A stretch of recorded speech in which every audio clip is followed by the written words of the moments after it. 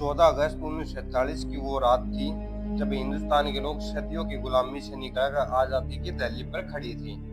करोड़ों भारतीय इस लम्हे का बेसब्री से इंतजार कर रहे थे, लेकिन सुबह होने से पहले जश्न की एक ऐसी रात जख्म दे गई जो आज तक नहीं भरा। हमारे देश को अंग्रेजों की गुलामी से आजादी तो मिल गई थी, लेकिन जाते जाते अंग्रेज अखंड भारत को एक ऐसा बवाल खड़ा कर गए जिसे 15 लाख लोगों के खून से बुझाया गया था।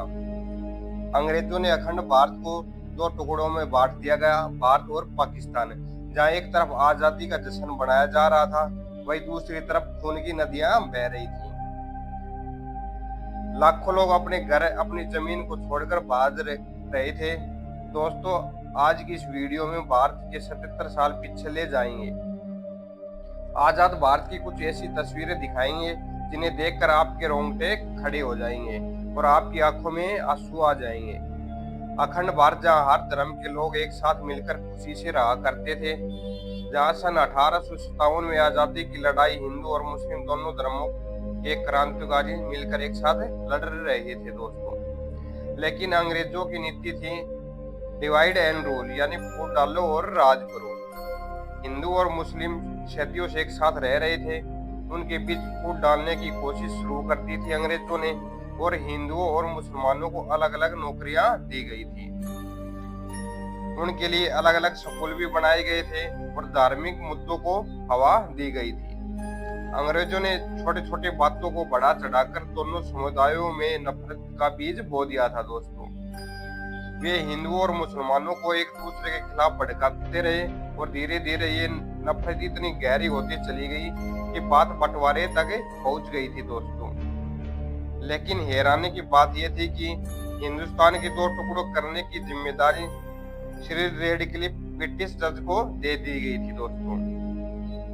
ये भारत में रहना तो दूर, उन्होंने भारत तक का आज तक दौरा नहीं किया था। उन्होंने 6 हफ्तों में ये तय करना था कि कौन सी जमीन भारत की होगी और कौन सी जमीन पाकिस्तान की होगी।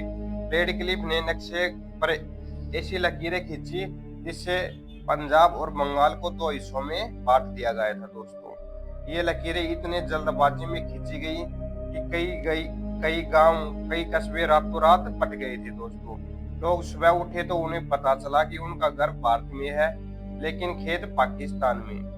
जिन जगहों पर लोग कई पीढ़ियों से एक साथ रह रहे थे, एक ही दिन में उन्हें हिंदुस्तान से पाकिस्तान बना दिया गया था दोस्तों। ये फैसले न जमीन को समझकर किए गए, न लोगों से पूछकर। बस एक अंग्रेज की कलम चली, उन्होंने हमेशा के लिए इतिहास बदल दिया गया था दोस्तों। करीब 2 करोड़ लोग अपना घर छोड़कर इधर से उधर जाने लगे थे। जहां एक तरफ लाखों लोग भारत से पाकिस्तान जाने का प्लान कर रहे थे दोस्तों, वहीं लाखों मुस्लिम लोग भारत से पाक जाने की मांग कर रहे थे। लोग ट्रेनों की छतों पर सफर करने के लिए मजबूर हो गए थे दोस्तों। जिन्हें ट्रेन नहीं मिल रही थी, वो ट्रकों पर बैठने का प्लान कर रहे थे दोस्तों। कुछ लोग बैलगाड़ियों का सहारा ले रहे थे, तो कुछ लोग साइकिल पर ही अपना कुछ जरूरत का सामान लाद कर एक देश से दूसरे देश जा रहे थे। पंडित जवाहरलाल नेहरू, सरदार वल्लभ भाई पटेल और महात्मा गांधी जी ने कई बार बंटवारे को रोकने की कोशिश भी की थी। उन्होंने मोहम्मद अली जिन्ना को भारत का पहला प्रधानमंत्री बनने तक का ऑफर दे दिया था दोस्तों। और देखते ही देखते देश में अहिंसा की आग बढ़ने लगी थी और पूरे देश को चपेट में ले लिया था दोस्तों। पंजाब और बंगाल में सबसे ज्यादा दंगे होने लगे थे। लोग एक दूसरे के खून के प्यासे हो गए थे दोस्तों। ये खबर सुनकर नेहरू का चेहरा बिल्कुल लाल हो गया था, उनकी आंखों में आंसू थे। फिर उन्होंने हिम्मत जुटाई। 14 अगस्त 1947 की रात को नेहरू जी ने सेंट्रल हॉल की संसद में भाषण देना शुरू कर दिया था दोस्तों। नेहरू जी का भाषण सुनते ही महात्मा गांधी जी के नारे लगने शुरू हो गए थे सेंट्रल हॉल में। 2 दिन पहले सुख शांति से जीवन व्यतीत करने वाले लोग आज शरणार्थी बन चुके थे। लोग, महिलाएं हाथ जोड़कर अपने परिवार के लिए खाना और रहने के लिए मकान मांग रही थी। भूख की वजह से तड़पते हुए बच्चों का शरीर कुपोषित हो गया था दोस्तों। तो दोस्तों, हमारी वीडियो कैसी लगी तो इसका जरूर कमेंट